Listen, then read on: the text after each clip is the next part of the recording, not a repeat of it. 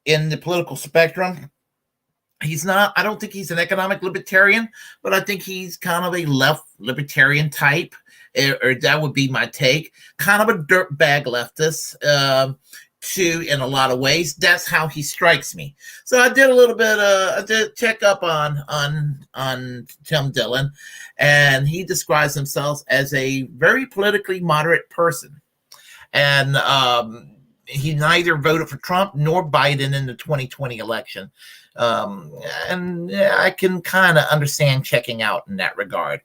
But as I said, this whole notion of attacking Tim Dillon as some sort of right winger, he has no filter, and I don't see how he could be considered right wing. I mean, not that being gay makes you left wing or right wing. There's really nothing political about being gay as far as being an individual, but at the same time, this whole notion of attacking somebody, this guy, he has no filters, and he attacks everybody mercilessly politically. If you're stupid, he's going to attack you, and he attacks stupidity and makes fun of it, and people like Tim Dillon will be the people that's going to keep comedy alive, because if you try to cancel culture Tim Dillon, I mean, you're canceling culture people in the tradition of George Carlin or Lenny Bruce, or